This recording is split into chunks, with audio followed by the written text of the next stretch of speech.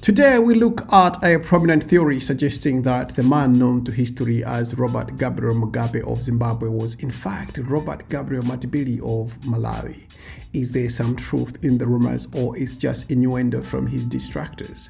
President Robert Mugabe had dominated Zimbabwean politics for decades. For 27 years, he was the undisputed ruler and hero of the country. For his followers, he was the definition of what a true Zimbabwean should be. Yet for others, he became a nightmare, and questions regarding his nationality would emerge. Certainly in the last decade of his rule, just like other leaders in neighboring countries who had their roots probed, such as Presidents Kenneth Kaunda, Rupia Banda, Edgar Lungu, and Frederick Chiluba of Zambia, Kamuzu Banda in Malawi, who some people suggested that he was from Ghana, and the current Zimbabwean President Emmerson Mnangagwa, who some suggest that he is Zambian. If indeed it were to be true that Mnangagwa was Zambian, I think Zambians would rather keep the crocodile in Zimbabwe. Some have traced Mugabe's roots to the northern part of Malawi. I have noted that some people really get offended by stories like these, but I do not make up these stories. They are in the public domain. We are simply, in this case, having rather a light-hearted discussion about it. In the end, we're all meant to be one people. Most of you watching have not yet subscribed to this channel, but please do subscribe, and if you do, I promise to make this channel bigger and better with top quality content. Do we have a deal? Thank you.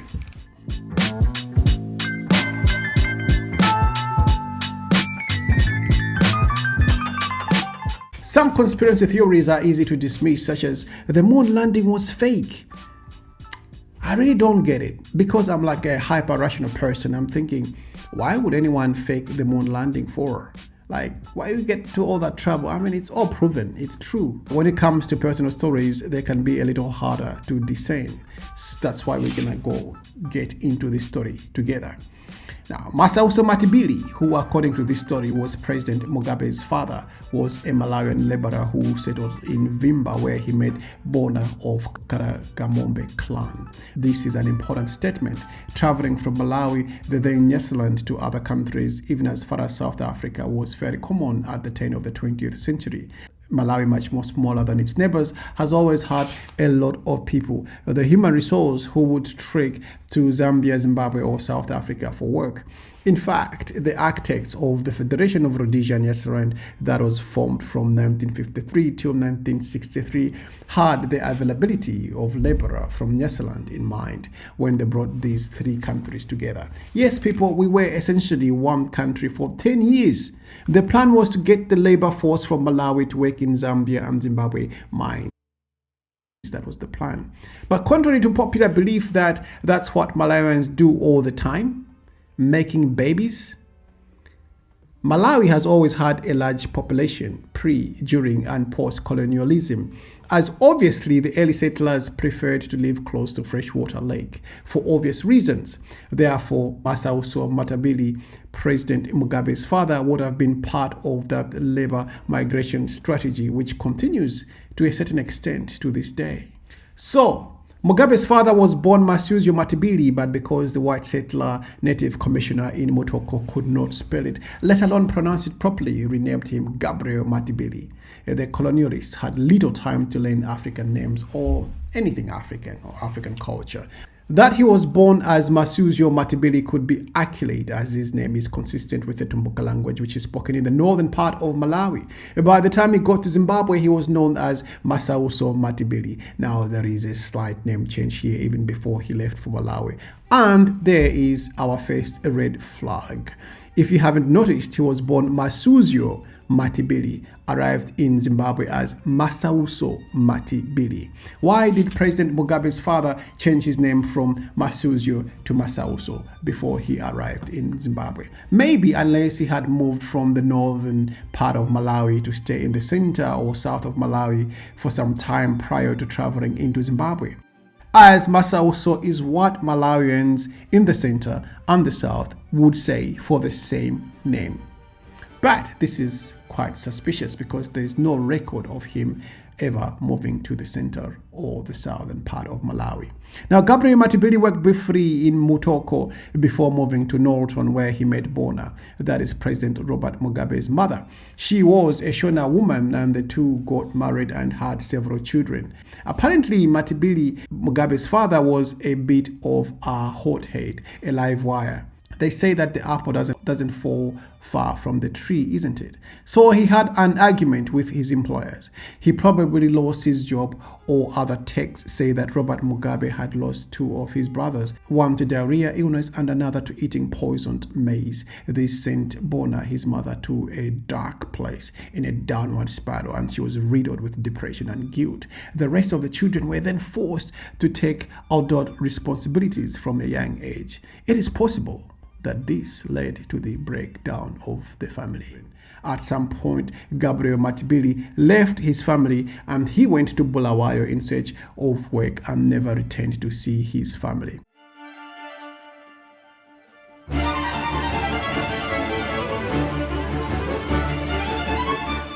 According to Sekuru Gondo, who is meant to be very close to the family and knows them inside out, and he was one of the sources of this story.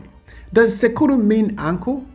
I think it does. Sekuru here says Bona and her 5 children left the Norton farm for rural Vimba, where one of her uncles, Karagamombe, was staying. Karagamombe was one of the villagers helping the Jesuits set up a mission at Kutama.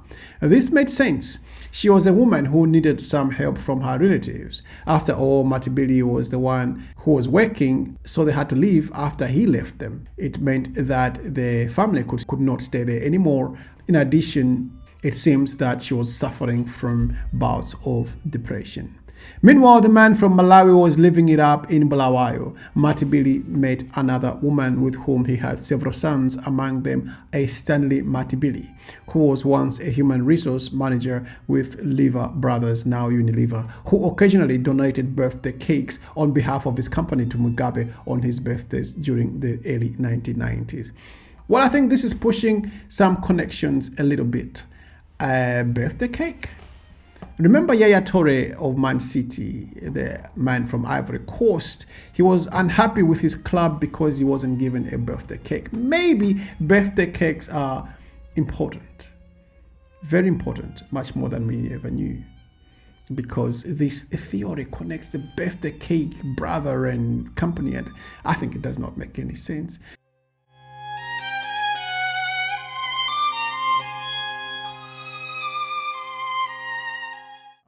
Now, this is a big one. How come he is called Mugabe, you ask? There are no Mugabes in Malawi, and that is very true. So here is the big reveal. Are we going to do a drum beat? Robert Mugabe and his siblings were assisted in their day-to-day life by a Mugabe who worked for the Jesuits at Kutama, hence the adoption of the name Mugabe. He was like a father to them. He literally provided them with everything, said Sekuru Gondo during the interview.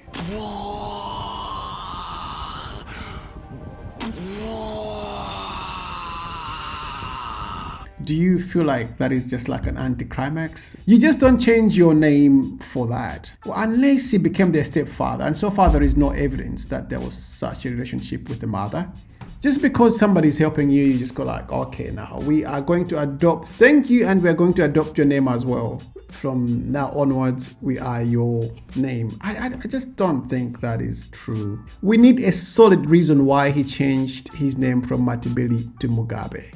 So far, this story is not convincing me that Mugabe was a Matibili. But let's see if there is any further evidence. Apparently, Amon, Robert Mugabe's elder brother, maintained the name Matibili. Oh, and that is why his son Innocent, who was once a police deputy commissioner, and his daughter Chipo, who is a magistrate in Harare, are known by the surname Matibiri, a bastardized version of the Tumbuka name Matibili. We have changed the names again. Now we are coming from Matibili to Matibiri because it sounds more Shona. So I'm not going to be a Mugabe, but I'll just certainly change the name to sound more Shona. I don't know about this. This is not convincing. So far, if we're in Malawi and we're trying to claim him, we are losing the battle here. Now, jumping to President Mugabe's personal life, a little, which may indicate some Malawianness. Now, Masuzo, which means tribulations in Malawi, when translated into Shona, means Namo. And Namo was President Mugabe's late son. President Mugabe had married his first wife, Madam Sally Mugabe, previously known as Sally Heffron, a lady who she met in Ghana. They had a son and they named him Namo. Wait, I thought his son had a longer name than that. Wait. No, he was called Namodzanyeka. That was his full name, Namodzanyeka. The essence of the name is the same as Masuzo, but it seems that Namodzanyeka means a suffering country.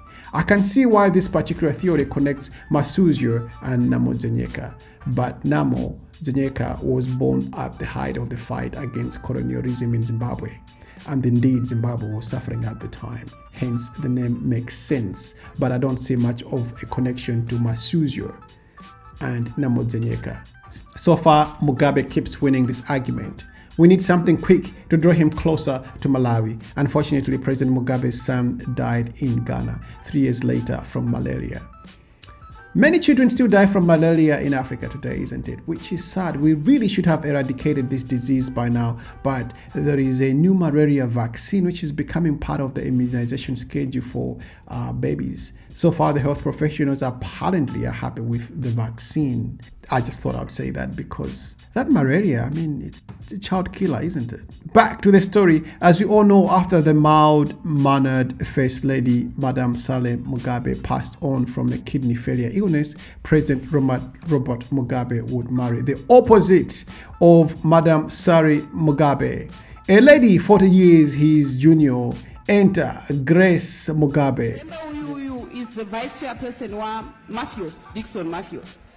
Akabuda pa TV atitaura kasukwere must go kasukwere angaita seka kutadzire chi chigara pasi muno mwash east muno ndanzwa kuti muno vanhu avabvunza kuti muno hamuna here factionalism zvikanzi hamuna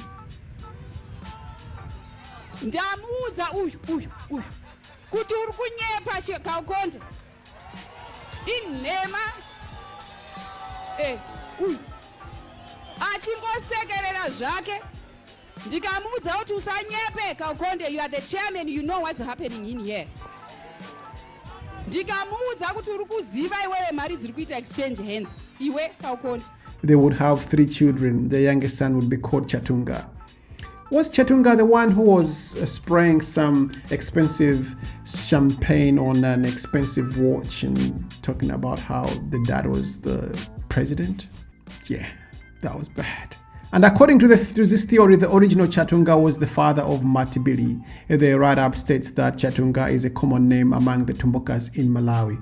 I don't think it is a common name at all. I really haven't heard that name in Malawi. It may be there, but it's not common. It is definitely a Tumbuka word, but common name is a bit of a stretch. So far, this theory is dead on arrival. It does not hold any water.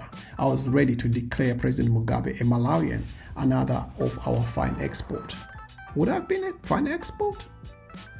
Or maybe we are glad that the theory does not hold? I don't know.